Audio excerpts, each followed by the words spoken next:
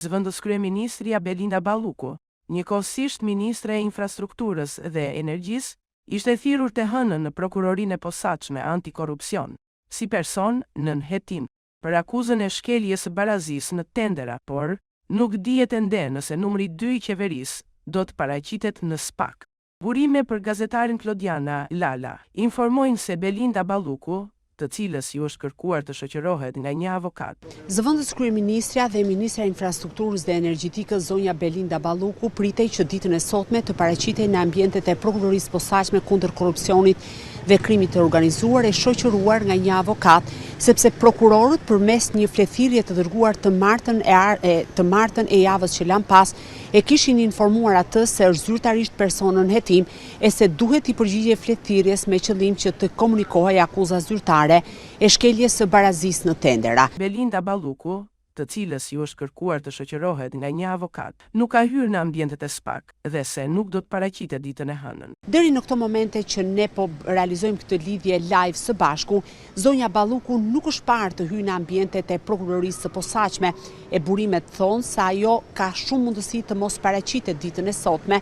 përderisa ka pretenduar se ka një aktivitet jashtë vendit, pra për shkak të funksionit të saj si ministre e infrastrukturës dhe energjetikës. Mësohet se ka parashtruar paraprakisht se ka një vizitë jashtë vendit dhe në kushtet kur një funksionar i lartë shtetëror ka aktivitet të parashikuar, prokurorët e posaçëm duhet të firmosin një tjetër fletëthirje që duhet të paraqitet në një tjetër datë. Prokurorët e posaçëm janë të detyruar të firmosin një tjetër fletëthirje dhe ta bëjnë me dije datën se kur zonja Balluku do duhet të paraqitet sërish në praninë e avokatit. Deri në këto momente, News 24 nuk e ka datën se kur është bërë me dije zonjës Balluku të paraqitet për t'ju komunikuar akuza. Gazetaria Klodiana sqaroi se nëse Balluku do të refuzojë që të paraqitet në SPAK, ligji e përcakton se duhet të thirret me forcë përmes futjes në lojë të policisë. Ajo çfarë dihet është që sipas ligjit, nëse zonja Balluku do të refuzojë sërish për të paraqitur në ambientet e prokurorisë së posaçme,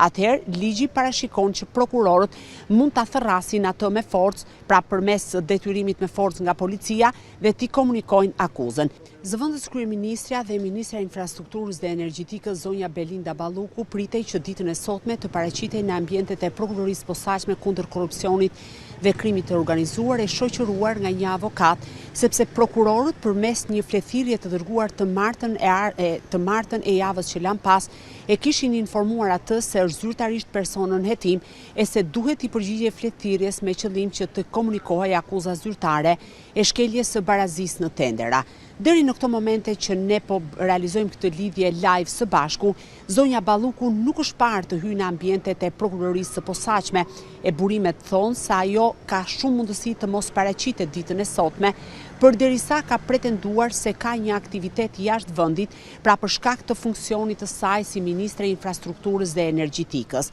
Në kushtet kur një funksionar i lartë shtetëror ka aktivitete të paracaktuara të kësaj natyre, prokurorët e posaçëm janë të detyruar të firmosin një tjetër fletëthirje dhe ta bëjnë me dije datën se kur zonja Balluku do duhet të paraqitet sërish në praninë e avokatit. Deri në këto momente, News 24 nuk e ka datën se kur është bërë me dije zonjës Balluku të paraqitet për t'ju komunikuar akuza, por ajo çfarë dihet është që sipas ligjit, nëse zonja Balluku do të refuzojë sërish për të paraqitur në ambientet e prokurorisë së posaçme, atëherë ligji parashikon që prokurorët mund ta therrasin atë me forcë, pra përmes detyrimit me forcë nga policia dhe t'i komunikojnë akuzën. Sipas të dhënave të bëra publike deri në këto momente, zonja Belinda Balluku është zyrtarisht në hetim për akuzën e shkeljes së barazisë në tendera që lidhet me tunelin e Llogaras dhe hetimet kanë derivuar nga një dosje tjetër dhe konkretisht nga dosja e Evis Berberit. Në vitin 2024, në pranverën e këtij viti më saktë të 2024-s, u arrestua Evis Berberi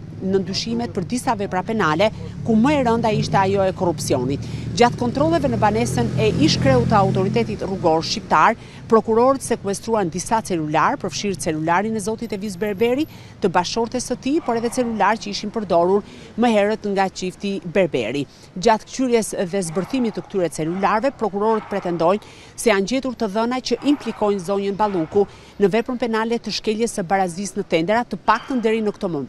momente, sepse hetimet mund të nxjerrin të dhëna të tjera, të cilat për sa kohë janë duke vijuar. Nga ana tjetër, ditët e fundit hetuesit e Byros Kombëtare të Hetimit dhe konkretisht 3 hetues të cilët punojnë me prokurorin e posaçëm Dritan Prençi janë duke vijuar kontrollet në banesat e disa bashkëpunëtorëve të ngushta të zonjës Balluku e po ashtu janë duke bërë zbërthimin e celularëve, por edhe të pajisjeve të tjera